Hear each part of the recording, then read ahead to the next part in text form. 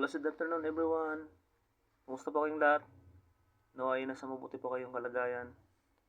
Pagpalain po kayo ni Lord. Aking mga friends, aking mga followers. Napakabuti ng Panginoon sa ating mga buhay.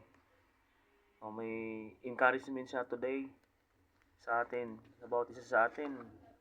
Ayon sa Psalms chapter 27 verse 14. Wait on the Lord, be of good courage, and He shall strengthen your heart. Wait, I say, on the Lord. So, in Tagalog, mag-antay ka sa Panginoon. Ikaw ay magpakalakas at magdalang tapang ang iyong puso.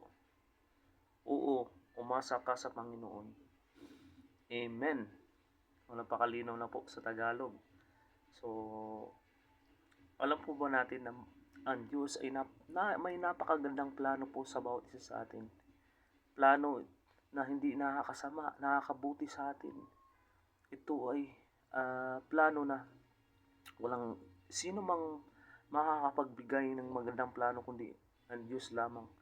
So, ayon nga sa Jeremiah 29:11, sabi niya doon, For I know the plans I have for you, declares the Lord. Plans to prosper you, not to harm you.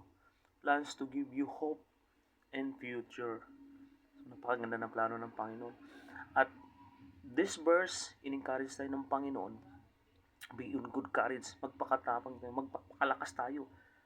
Dahil nga aantayin natin ang plano ng Diyos. Dahil ang plano ng Diyos, in perfect time. Sa napakagandang timing. So, sabi nga dito, ito ay paalala na anumang pagsubok, huwag tayong mawalan ng pag-asa.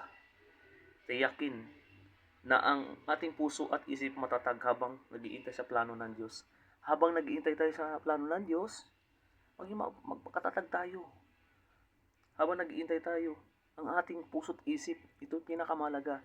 Dahil nga, bakit sinabihan tayo ng Panginoon nito? Dahil ang ating puso at isip, pag nakakaranas ng problema tayo, pag nakaranas ng mga pagsubok, ito po'y tinitira ng kalaban, ng kaaway, ni Satan.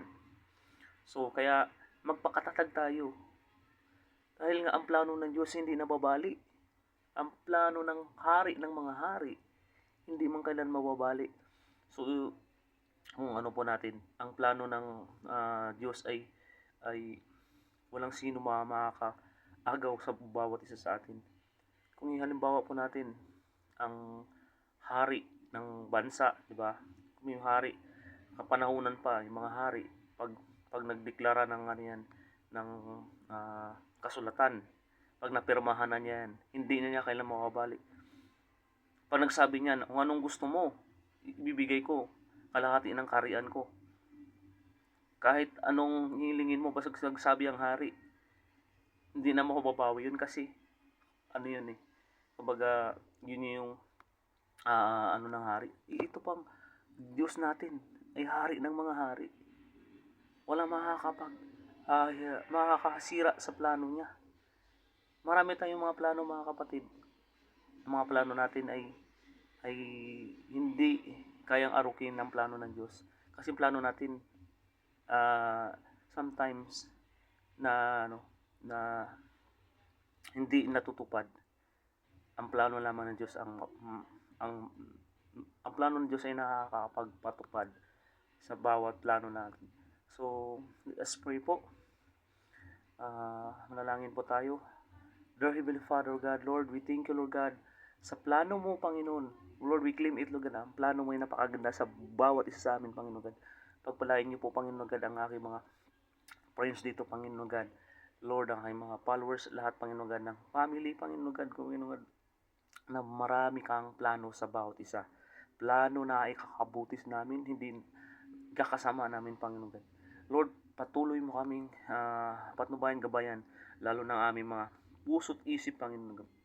Palakasin niyo po, Panginoon God, na maging magpakalakas kami, magpakatapang kami sa lahat ng haharapin namin pagsubok, sa lahat ng tatahakin pa namin, Panginoon God. Lord, maraming salamat, Panginoon God. Lord, bless every one of us, Lord God. Anoint us, Lord. Lord, through the power of your Holy Spirit, O God. Lord, we love you, we thank you, we praise you, Lord God. In Jesus' mighty name we pray. Amen and amen. God bless po sa ating lahat. Amen po.